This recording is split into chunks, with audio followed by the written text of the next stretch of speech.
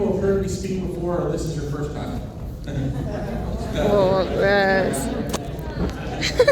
Hey, Julie's did Yeah. this training on the Zoom. I think I've ever seen her there. Give them another round of applause. When he got off, when he went over there, he said, "You said that last time." I was like, "Dude, it's better than last time. It's better and better." So what I want to do, my topic is how to build an army. And so there's a few things I want to cover in I got 15 minutes to do this, yeah? 15 minutes, okay. So the first thing is, how many people in here, by show of hands, have not hired an agent? Please, everybody. Okay, so that's like most of y'all, right? How many people have not hired an agent that actually wrote business? Okay, like you haven't hired anyone who actually wrote business. Okay.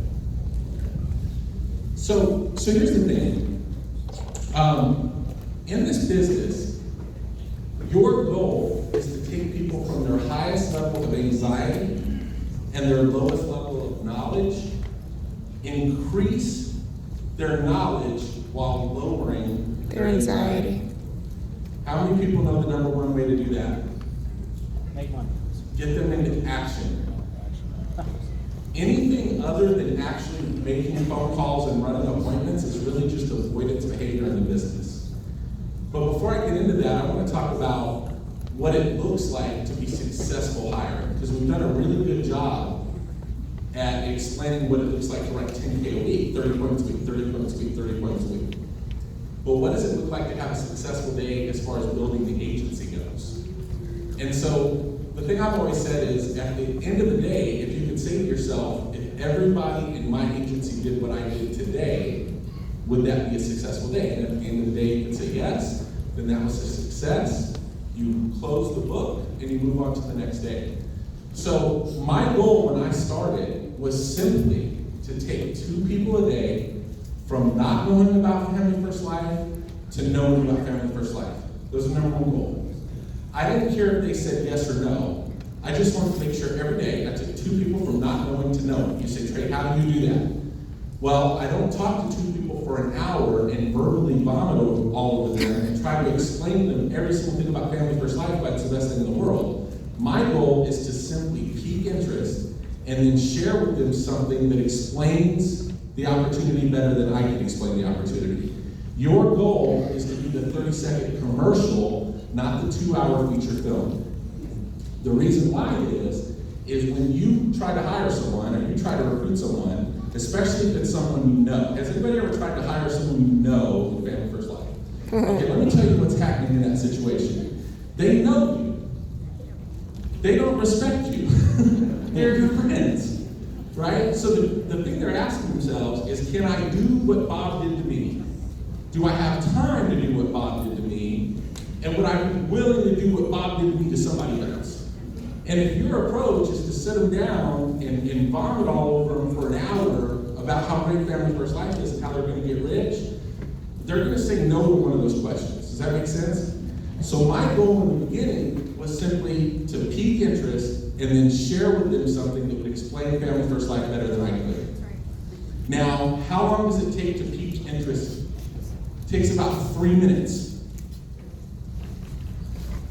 How long does it take to have 2 3-minute conversations a day? 6 minutes. Does that get in the way of all of you going out and helping families with life insurance? No. Now, let's say that I did that every day. I piqued interest. I called up my friend. I said, "Hey, there's something I want you to see. You may or may not like it. If you're interested, I'll introduce you to the right people." What is it? It's a video. I'll send it to you right now. You send it to the Rogue IMO. That's one. Do that twice a day. You say, how The Rogue IMO video. You got to learn how to think about this geometrically. Like if you do that twice a day, and you do that 5 days a week, that's 10 a week. If you do that 50 weeks out of the year, that's 500. If you share the Family First Life opportunity with 500 people over the course of the year, is there any way at all that 50 of them would not raise their hand and say, if those stupid people can make money, I can make money? Right? That's what it's designed to do, by the way. And if at the end of the year, 50 said, "Hey, I want to do it," what are the odds that out of those 50, you can't find 5 to go out to issue $20,000 a month? And people say, that's too slow. I don't know, that's just slow. Oh my God. Well, look, do it faster. Talk to 10 a day. Dude, I have Whatever a you friend, the want. most shaped person I've ever met. Until I met Sean Ruggiero. He's 5'4", and he can jump out of a swimming pool with water in it, out of 3 feet. He's like mighty moves. And I asked him, I was like, Josh, how did you get so in shape? And he said, I did a push-up a day. I said, I did about a push-up a day. You know? That's right. Because it can't be the secret. He goes, no, you don't get it. I did a push-up a day, and then after like 2 days, I'm like, this is stupid. I might as well do 20. And then while I was down there, some crunches, some planks, and I went outside, I ran. A year later, I was in really good shape. Right? So everything I'm sharing with you is just to get you to start. 2 a day. If your 2 a day turns into 30, don't let your minimums be maximums. Does that make sense? Yep. But let's just extrapolate that out. Over the course of a year, if you find 5 people who write 20 grand a month, that's $100,000 a month in volume. If you got a 10% override on that, how much is that a month in income? $10,000. $10,000 a month passively. How much money would you have to have in the bank to make $10,000 a month whether you did anything or not?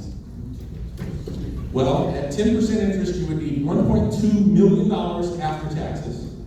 At 5% interest, you would need $2.4 million after taxes. What do you think is easier? Saving $2.4 million after taxes or finding 5 people to write 20 grand a month with you? Now, you know when that never happens? If you never start. Does that make sense? Yep. You can't wait for all the lights to turn green before you leave the house. Now, let's take that out a little bit further. As long as you're consistent and persistent in what you're doing, people will ultimately follow what you do. They don't do what you say, they do what you do. So in year 2, if those 5 people found 5 people, and they issued $20,000 a month, now that's $600,000 a month in volume. If you just got a 10% spread, how much is that a month? $60,000. Do you have any other plan that you can think of to make $60,000 passively? Passively. That's legal? Right? So let me give you some structure on how to get there. 2 people a day from not knowing to knowing, send them to the Rogue IMO video. You don't know what that is, it's whatisffl.com or rogueimo.com/register. You create a little link, you send it to people. When they watch it, you get a little email saying they're interested. It's pretty cool. 2 a day, right? Now, what I also like to do is I like to keep 10 in play. So whenever I'm hiring someone, I always have 10 people that are in the process of making a decision whether or not they want to do it. And my goal is to talk people out of it so I can get them off of my board. So that I'm just talking to the people that are actually interested. Does that make sense? Mm-hmm. So I want somebody to say, no, I'm not interested. So that I can say, okay, now's not a good time. Mind if I keep you posted on my progress? I'll stay in touch. And I'm looking for the ones that want to run. The biggest mistake people make in this business is they try to drag people. A jockey never won a horse race dragging the horse across the finish line. The horse is not going to run. Does that make sense? Yeah. The biggest waste of time in this business is spending your time with the wrong people. If you've got to talk Mike into doing it, then you're going to have to talk him into doing something. Okay? Now let's talk about the anxiety and the knowledge thing. When I was in junior high, I was in 8th grade, and I thought I was Vanilla Ice. Now, there was another kid in the school who also thought he was Vanilla Ice. It was right after like the 8th grade dance, and we had a little dance on thing. But anyway, he wanted to fight. And his name was Shannon, and my name was Trey. Now, I didn't have a lot of friends in junior high. I know that's hard for y'all to believe. But he was like, hey, we're gonna fight on the basketball court at 3 o'clock after school. And it went all around the school, because I didn't know everything who I was. They thought my name was Tracy, it's Trey. And they were like, hey, Tracy and Shannon are gonna have a fight after school. 2 girls. So everybody thought it was a girls' fight. Now Shannon was much more developed than me. He was tall, he was faster, he was more athletic. I know that's hard for you to imagine. And I was like nervous about this whole thing. So I had 2 friends, Marlon and Elder. Now Marlon legit beat Taekwondo. Elder was just crazy as hell. And so what happened was every day, every time between the periods to go to the next class, they would take me in the bathroom and they would start like Hyping you up. sparring with me and like trying to prepare me. Hype him. And so all these scenarios came up. Like Marlon was like, "This is what you do if he has nunchucks. This is what you do if he has a knife." You know? And I'm thinking, you have nunchucks or knife, and the more they get it, the more nervous. He's got brass knuckles coming out. The more anxiety. The more they tried to train me and teach me, the more anxiety I got. So by the end of the day, I was scared out of my pants to fight Shannon because I thought he was going to kill me. So we go out to the playground, but I had prepared because I went through all these classes.